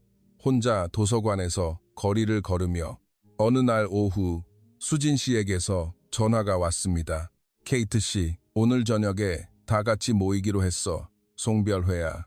송별회? 응. 케이트 씨, 이제 곧 미국으로 돌아가잖아. 마지막으로 다 같이 모이자는 거지. 아, 저는 아무 말도 할 수 없었습니다. 저녁 7시에 강남에서 보자. 꼭 와야 해. 응, 갈게. 전화가 끊겼습니다. 송별회. 그 단어가 가슴에 박혔습니다. 밤이 되어 강남으로 향했습니다. 친구들이 모두 모여 있었습니다. 민준 씨, 수진 씨, 그리고 다른 친구들도. 케이트 씨, 모두가 밝게 맞아주었습니다. 식당에 들어갔습니다. 큰 테이블을 둘러싸고 앉았습니다. 음식이 나왔습니다. 삼겹살, 찌개, 수많은 반찬들. 케이트 씨, 한국 음식 많이 먹어도 미국 돌아가면 못 먹으니까. 그러게. 미국에도 한식당은 있지만 여기랑 맛이 다르지. 친구들이 수다를 떨었습니다. 저는 조용히 앉아 있었습니다. 식욕이 없었습니다. 케이트 씨, 괜찮아요? 민준 씨가 물었습니다. 응, 괜찮아. 기운이 없네요.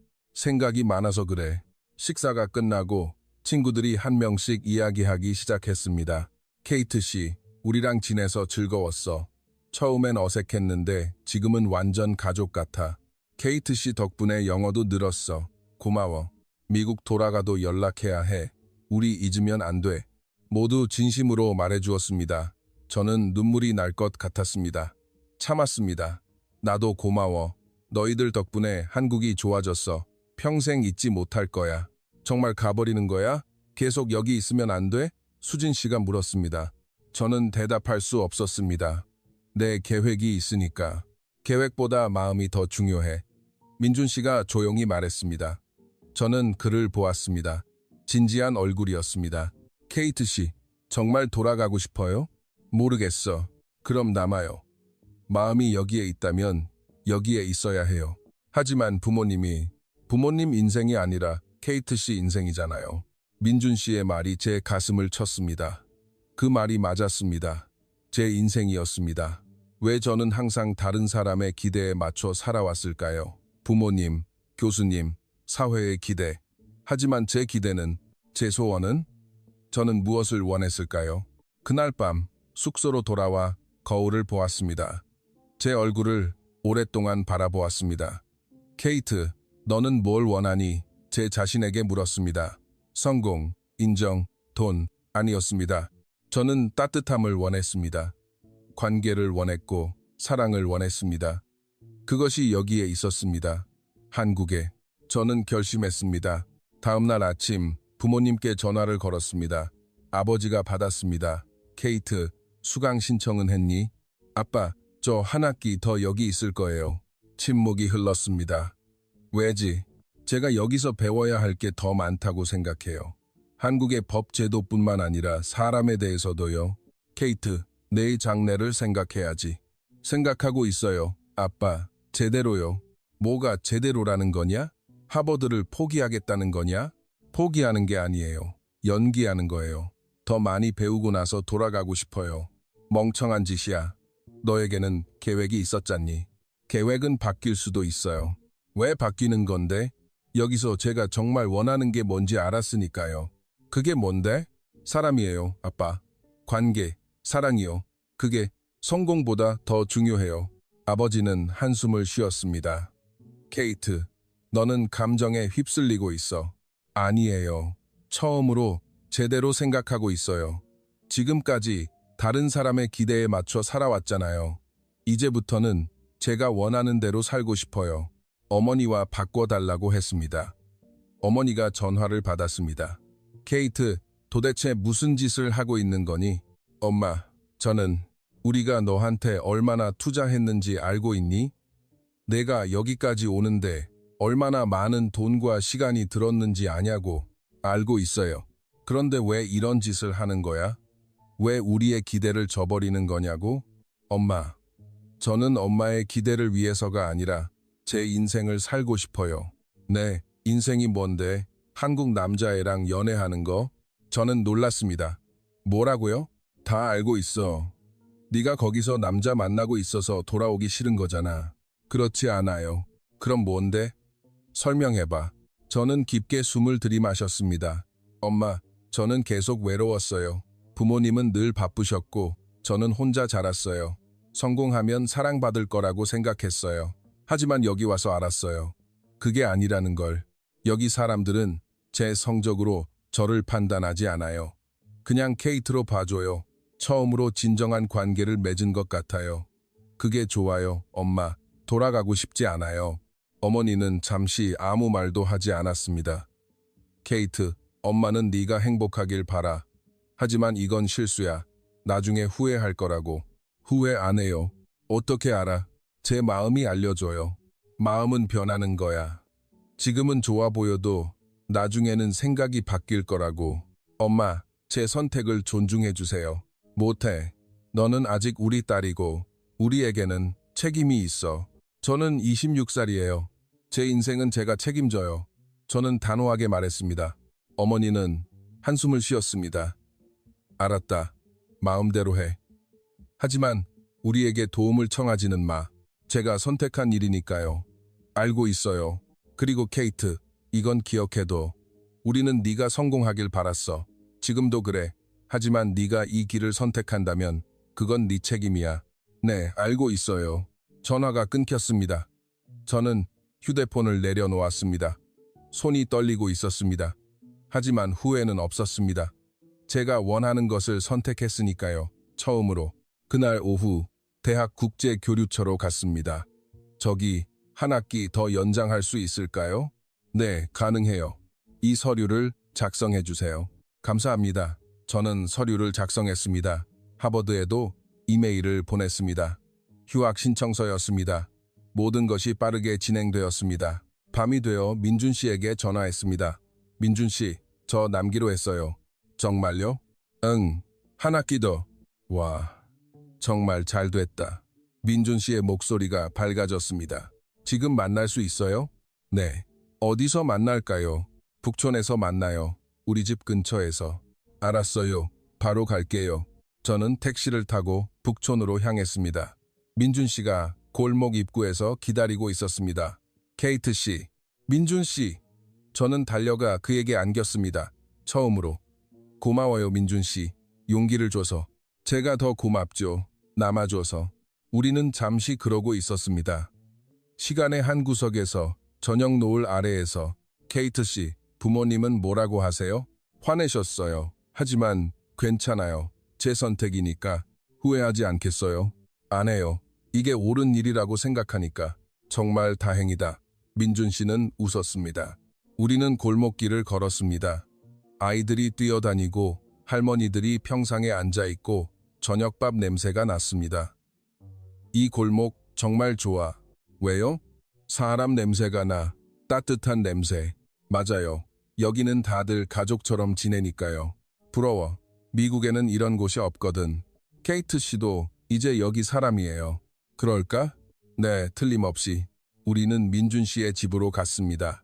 어머니가 깜짝 놀라셨습니다. 케이트, 어쩐 일이니? 어머님, 저 한 학기 더 있기로 했어요. 정말, 어머나, 세상에 얼마나 기쁜지. 어머니는 저를 꼭 안아주셨습니다. 좋은 결정했어. 케이트, 정말 잘했다. 감사합니다, 어머님. 그날 밤 우리는 함께 밥을 먹었습니다. 아버님, 어머님, 민준 씨, 그리고 저 작은 식탁에 둘러앉아 반찬을 나눠 먹고 이야기하고 웃었습니다. 저는 행복했습니다. 정말로 이것이 제가 원했던 것이었습니다. 성공이 아니라 따뜻함, 인정이 아니라 관계, 혼자가 아니라 함께. 저는 옳은 선택을 했습니다. 마음이 그렇게 말해주고 있었습니다. 6월이 왔습니다. 원래대로라면 저는 미국으로 돌아가고 있을 것이었습니다. 하지만 저는 여기에 있었습니다. 서울에. 새로운 학기가 시작되었습니다. 여름 학기였습니다. 저는 한국의 법과 공동체에 대한 연구를 시작했습니다. 개인주의 문화와 집단주의 문화의 차이, 법과 사회에 미치는 영향, 흥미로웠습니다. 처음으로 제가 정말 알고 싶은 것을 공부하는 기분이었습니다. 교수님도 응원해 주셨습니다. 케이트 씨, 좋은 주제군요. 두 문화를 모두 경험한 사람이 아니면 쓸 수 없는 논문이 될 겁니다. 감사합니다, 교수님. 저는 매일 도서관에서 자료를 찾고 논문을 읽고 생각을 정리했습니다. 하지만 책에서만 배운 것은 아니었습니다. 북촌 골목을 걷고 사람들을 관찰하고 이야기를 나누었습니다. 어느 날 오후 골목에서 할머니 한 분을 만났습니다. 평상에 앉아 계셨습니다. 안녕하세요. 제가 인사했습니다. 어이구, 외국 사람이네? 여기서 뭐한대? 연구하고 있어요. 한국의 지역 사회에 대해서요. 뭘 알고 싶은데? 사람들이 어떻게 함께 살아가는지, 어떻게 서로 돕는지요. 그런 건 당연한 거지. 이웃사촌이니까. 할머니는 웃으셨습니다. 미국에서는 이웃이라도 잘 돕지 않아요. 정말, 그거 참 외롭겠네. 네, 외로워요. 여기는 안 그래. 누가 아프면 다 같이 병문 안 가고, 누가 어려우면 다 같이 도와주고, 그게 사람 사는 거지. 왜 그렇게 하세요? 왜긴 왜야? 우리 다 같이 사는 거니까 그렇지. 혼자서는 못 살아. 할머니의 말씀은 단순했지만 깊이가 있었습니다. 할머니, 여기에 오래 사셨어요? 70년은 넘었지. 여기서 태어나서 여기서 죽을 거야. 와, 정말 오래되셨네요. 그럼 이 골목 전체가 내 집 같은 곳이야. 여기 사람들도 다 가족 같고. 저는 고개를 끄덕였습니다. 가족. 한국에서는 가족의 의미가 넓었습니다. 피로 이어진 관계뿐만 아니라 함께 살아가는 모든 사람들이 가족이었습니다. 할머니, 감사합니다. 많이 배웠어요. 배울 게 뭐 있어. 그냥 사람 사는 거지. 할머니는 웃으셨습니다. 저는 그날의 대화를 노트에 적었습니다. 연구 자료였지만 그 이상이었습니다. 제가 배워가는 삶의 지혜였습니다. 주말은 항상 민준 씨와 보냈습니다. 한강을 걷고 박물관에 가고 작은 카페에서 커피를 마셨습니다. 케이트 씨, 한국에 남기로 한 거 후회 안 해요? 전혀. 오히려 잘했다고 생각해. 부모님이랑은 연락해요. 가끔. 아직 어색하긴 하지만 그래도 괜찮아. 언젠가 이해해 주실 거야. 그랬으면 좋겠네요. 우리는 한강 다리를 걷고 있었습니다. 해가 지고 있었습니다. 케이트 씨, 하나 물어봐도 돼요? 네, 그럼요. 우리 사귀는 거 맞죠? 민준 씨는 조심스럽게 물었습니다. 저는 웃었습니다. 응, 사귀는 거야. 정말요? 응, 왜 아니었어? 아니요. 확실히 하고 싶어서요. 민준 씨는 웃었습니다. 나 민준 씨 좋아해. 정말로.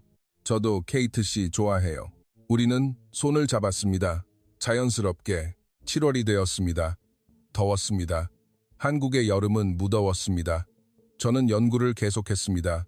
논문을 써나갔습니다. 어느 날 수진 씨가 제안했습니다. 케이트 씨, 우리랑 같이 봉사활동하지 않을래? 봉사활동? 응. 매주 토요일에 동네 노인복지관에 가서 어르신들 돕는 거야. 같이 가자. 나도 할 수 있을까? 물론이지. 어르신들은 외국 사람 만나면 좋아하실걸. 그래서 저는 봉사활동을 시작했습니다. 동네 노인복지관에서 어르신들께 식사를 나눠드리고 이야기를 나누고 함께 노래를 불렀습니다. 처음에는 망설였습니다. 한국어도 서툴렀고 문화도 달랐기 때문입니다. 하지만 어르신들은 따뜻하게 맞아주셨습니다. 어이구, 미국에서 왔어? 고생이 많네. 밥 많이 먹어. 한국은 좋아? 좋은 나라지? 젊은 사람이 기특하네. 이렇게 와줘서 어르신들의 말씀이 제 마음을 녹였습니다. 어느 토요일 할아버지 한 분이 제게 물으셨습니다. 케이트, 어떻게 한국에 오게 됐어? 공부하러 왔어요. 공부만? 처음에는 그랬어요. 하지만 지금은 다른 이유도 있어요. 뭔데? 사람들이 좋아서요. 따뜻해서요. 할아버지는 웃으셨습니다. 그렇지. 이 나라는 따뜻해. 가난했지만 마음은 풍요로웠거든. 지금도 그래. 할아버지, 전쟁 후 이야기를 들려주실 수 있어요? 전쟁 후? 그런 건 왜 궁금해? 역사를 배우고 싶어요. 어떻게 여기까지 왔는지를요. 할아버지는 긴 이야기를 해주셨습니다. 전쟁의 고통, 가난, 하지만 희망도 있었다고 합니다. 우리는 다 같이 일어섰어. 혼자가 아니라 함께. 그래서 여기까지 올 수 있었던 거야. 대단하시네요. 대단할 거 없어. 살아남았을 뿐이야. 그리고 다음 세대를 위해 일했을 뿐이지. 저는 경건한 마음이 들었습니다. 이 나라가 어떻게 여기까지 왔는지 조금은 이해할 수 있을 것 같았습니다. 사람들의 끈기, 희생, 그리고 함께하는 힘. 저녁이 되어 돌아오는 길. 민준 씨가 말했습니다. 케이트 씨, 봉사활동 어때요? 즐거워. 의미 있는 것 같아. 케이트 씨, 변했어요. 어떻게요? 처음 만났을 때랑 완전히 달라요. 그때는 차가운 느낌이었는데 지금은 따뜻해요. 그래? 네. 잘 웃게 됐고 표정도 부드러워졌어요. 민준 씨 덕분이야. 아니에요. 케이트 씨가 마음을 열었기 때문이에요. 저는 고개를 끄덕였습니다. 그 말이 맞았습니다. 저는 마음을 열었습니다. 처음으로. 그리고 그 안에 따뜻한 것들이 들어왔습니다. 사람들, 관계. 네, 저는 행복했습니다. 정말로. 8월이 왔습니다. 논문은 거의 완성에 가까워지고 있었습니다. 주제는 한국의 공동체 문화와 법제도의 상호작용이었습니다. 교수님이 읽고 칭찬해 주셨습니다. 케이트 씨, 훌륭해요. 깊이가 있고 통찰력도 있어. 이걸 발표하면 좋은 반응이 있을 겁니다. 감사합니다. 저는 자랑스러웠습니다. 제가 정말 하고 싶었던 연구를 해냈으니까요. 어느 날 밤, 민준 씨 가족과 함께 저녁을 먹었습니다. 케이트, 이제 곧 완성된다며? 논문? 어머니가 물으셨습니다.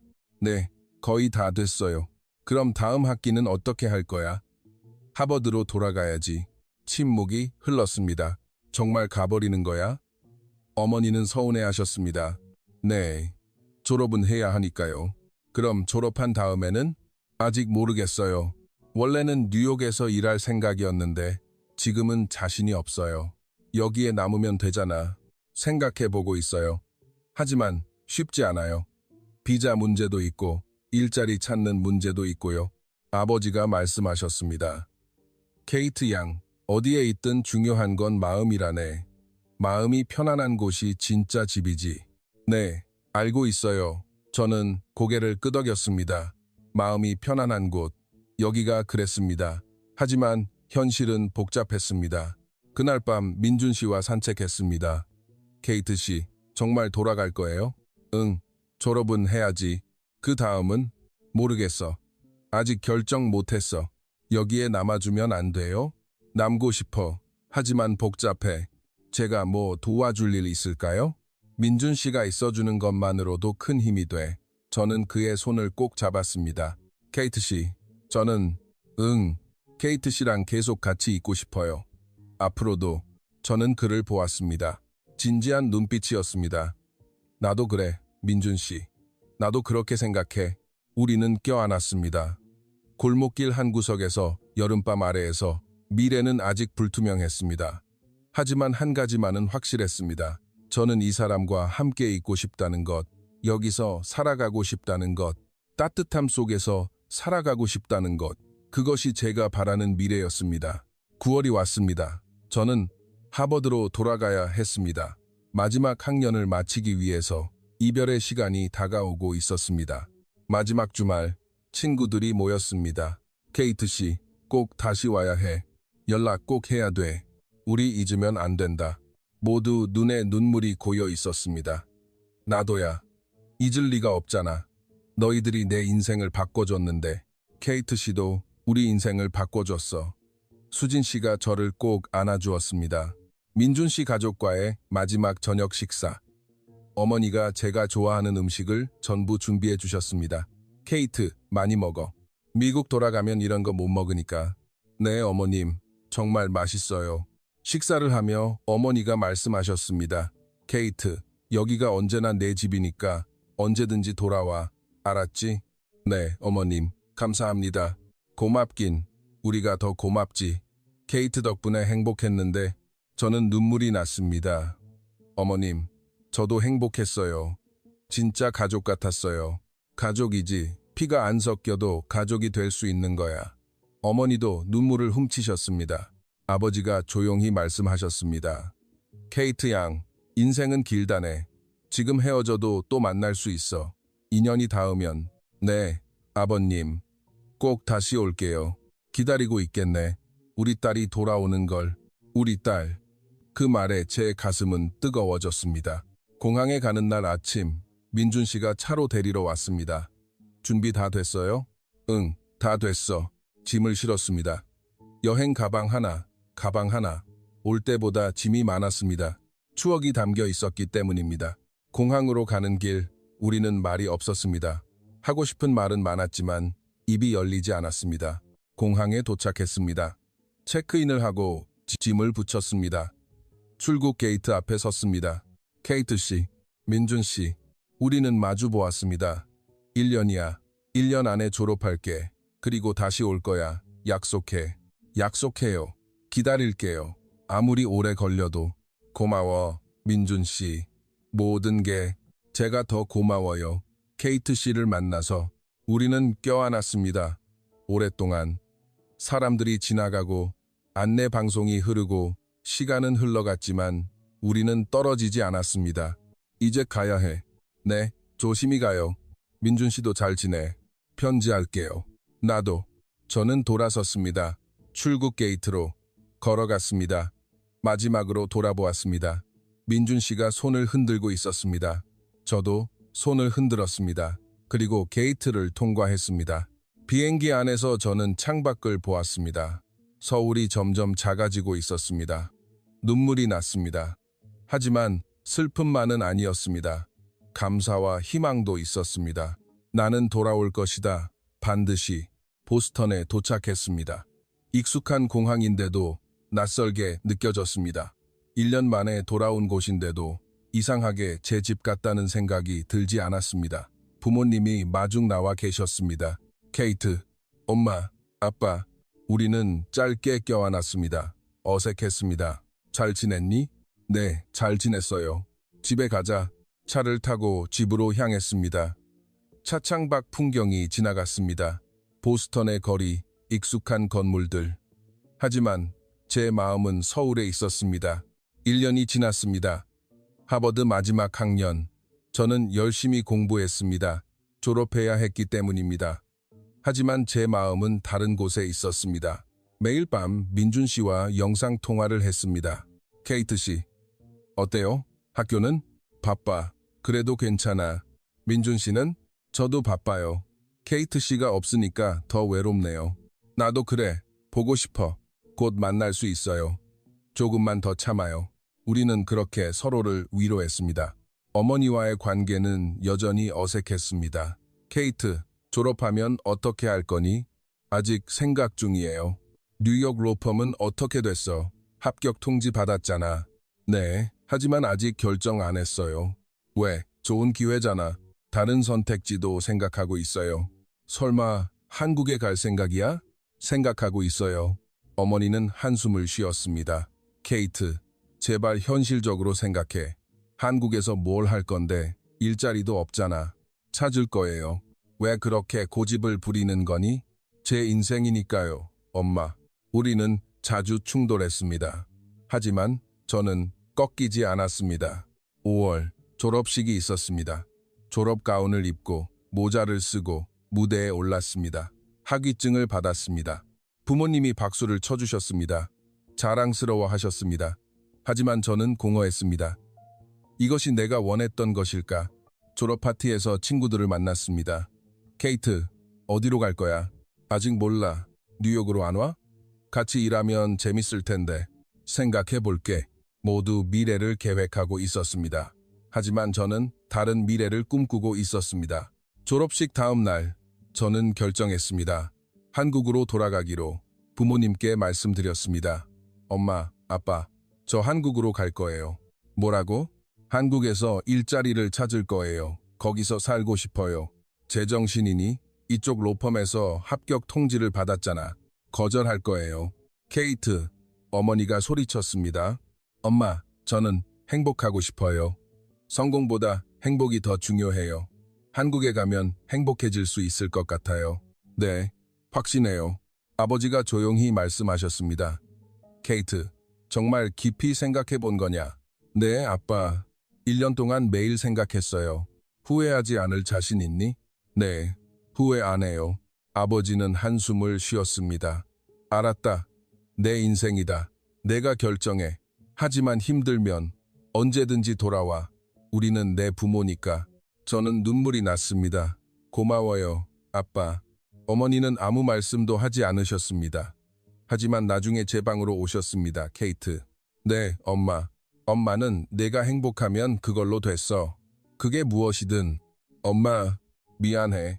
너무 심하게 대해서 내 마음을 이해해주지 못해서. 어머니가 처음으로 사과하셨습니다. 저는 어머니를 꼭 안아주었습니다. 괜찮아요, 엄마. 사랑해요. 나도 사랑해, 케이트. 6월, 저는 다시 인천공항에 내렸습니다. 1년 만이었습니다. 민준 씨가 마중 나와 있었습니다. 케이트 씨, 민준 씨, 우리는 달려가 껴안았습니다. 주위의 시선은 신경 쓰지 않았습니다. 보고 싶었어요. 저도요. 정말 너무. 우리는 웃었습니다. 이제 안 가는 거죠? 응, 안 가. 여기가 내 집이니까. 민준 씨의 가족이 공항까지 와주셨습니다. 케이트, 어머님, 어머니가 저를 꼭 안아주셨습니다. 돌아와줘서 고마워. 정말 고마워. 제가 더 감사해요. 받아주셔서. 무슨 소리야. 우리 딸이잖아.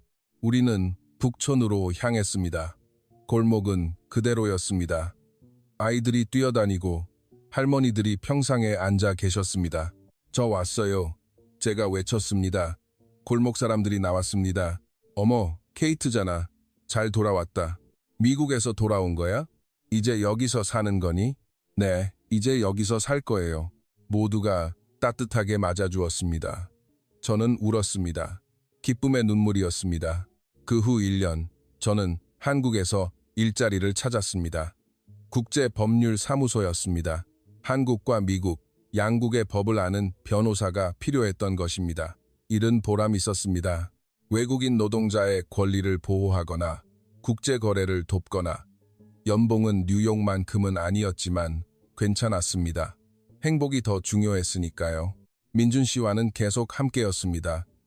매주 데이트를 하고 가족과 식사를 하고 골목길을 걸었습니다. 어느 날 밤 민준 씨가 물었습니다. 케이트 씨, 저랑 결혼해 줄래요? 저는 놀랐습니다. 정말? 네, 진심이에요. 케이트 씨 없는 인생은 상상할 수 없어요. 저는 눈물이 났습니다. 네, 기꺼이. 우리는 결혼했습니다. 작은 결혼식이었습니다. 가족과 친구들만 초대했습니다. 미국에서 부모님도 와주셨습니다. 어머니가 제게 말했습니다. 케이트, 행복해 보이네. 네, 엄마, 정말 행복해요. 미안해. 내 마음을 너무 늦게 알아서. 괜찮아요. 지금 알아주셨으니까. 민준 씨, 좋은 사람이야. 좋은 사람 골랐어. 고마워요, 엄마. 결혼 후 우리는 북촌에서 살았습니다. 작은 집이었지만 따뜻했습니다. 2년 후 첫 아이가 태어났습니다. 여자아이였습니다. 이름은 세봄. 아이를 안았을 때 저는 깨달았습니다. 이것이 내가 원했던 것이라고. 가족, 사랑, 공동체. 세봄이가 3살이 되던 해 저는 임신했습니다. 둘째였습니다.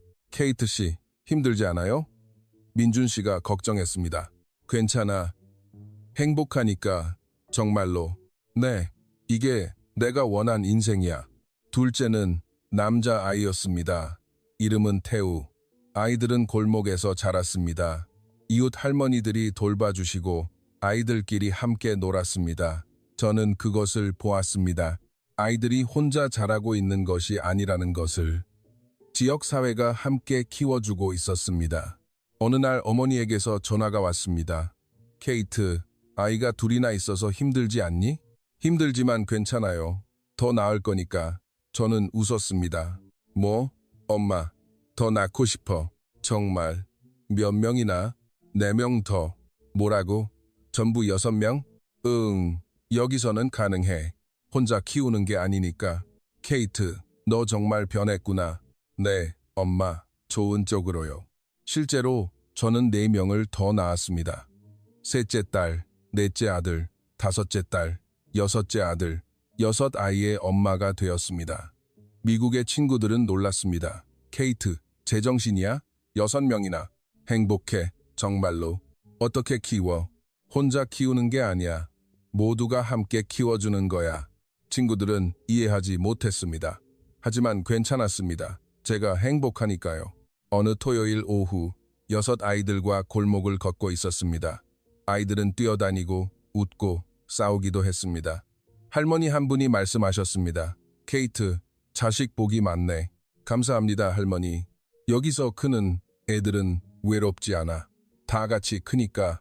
네, 그게 좋아요. 케이트, 한국 와서 후회 안 해? 전혀요. 최고의 선택이었어요. 밤, 온 가족이 식탁에 둘러앉았습니다. 민준 씨, 저 6아이들, 시끌벅적했습니다. 아이들은 수다를 떨고 밥을 흘렸습니다. 하지만 행복했습니다. 엄마, 오늘 뭐 했어? 엄마는 이랬지. 너희들은? 나는 할머니랑 놀았어. 나는 친구랑 축구했어. 아이들이 앞다투어 말했습니다. 저는 웃었습니다. 이것이 제가 원했던 인생이었습니다. 완벽하지는 않았지만 진짜였습니다. 성공이 아니라 행복을, 인정이 아니라 사랑을, 혼자가 아니라 함께를. 밤, 아이들이 모두 잠든 후 민준 씨와 마당에 앉았습니다. 케이트 씨, 행복해요? 응, 정말로. 후회하지 않아요? 하버드를 나와서 여기서 이렇게 살고 있는 거. 전혀. 이게 진짜 성공이야. 성공. 응. 성공은 돈이나 명예가 아니야. 함께 걸어가는 인생이야. 함께 웃고, 함께 울고, 함께 미숙할 수 있는 용기. 민준 씨가 제 손을 잡았습니다. 고마워요, 케이트 씨. 저를 선택해줘서. 내가 더 고마워. 내 인생을 바꿔줘서. 우리는 별을 보았습니다. 서울 하늘에 별이 빛나고 있었습니다. 저는 생각했습니다. 한국의 힘이란 무엇일까? 경제, 기술, 문화, 그런 것이 아니었다. 작은 공동체를 놓지 않는 끈기였다. 아무리 바빠도 함께 밥을 먹고, 아무리 힘들어도 서로를 챙기고, 아무리 개인의 삶이 바빠도 서로를 잊지 않는 것. 그것이 이 나라를 지탱하는 힘이었다. 저는 그 속에서 진짜 저를 찾았습니다. 하버드의 우등생이 아니라 북촌 골목의 엄마, 케이트로서 그것이 행복이었습니다. 진짜 행복이었습니다. 이제 저는 여러분께 묻고 싶습니다. 오늘 누구와 함께 밥을 먹을 예정인가요? 누구와 이야기를 나누나요? 누구의 안부를 묻나요? 성공도 중요합니다. 하지만 관계는 더 중요합니다. 돈도 필요합니다. 하지만 사랑은 더 필요합니다. 계획도 좋겠지요. 하지만 마음은 더 중요합니다. 저는 계획된 인생을 버리고 마음이 이끄는 인생을 선택했습니다. 후회하지 않습니다. 매일 아침 6아이들의 웃음소리로 눈을 뜨고 저녁에는 온 가족이 식탁에 둘러앉고 주말에는 골목 사람들과 함께 보냅니다. 완벽하지 않습니다. 힘들 때도 많습니다. 하지만 외롭지 않습니다. 혼자가 아니기 때문입니다. 여러분도 그렇게 되기를 바랍니다. 혼자서 강해지려 하지 마세요. 함께 약할 수 있는 용기를 가지세요. 혼자서 성공하려 하지 마세요. 함께 행복해질 수 있는 지혜를 가지세요. 계획에만 따르지 마세요. 마음의 소리에도 귀를 기울이세요. 저는 북촌 골목에서 제 인생을 다시 썼습니다. 당신도 할 수 있습니다. 어디에 있든 중요한 것은 함께 있는 것입니다. 오늘 누군가에게 전화를 해보세요. 오늘 누군가와 밥을 먹어보세요. 오늘 누군가의 손을 잡아보세요. 그것이 시작입니다. 진짜 인생의 시작입니다. 감사합니다. 여러분의 행복을 응원합니다.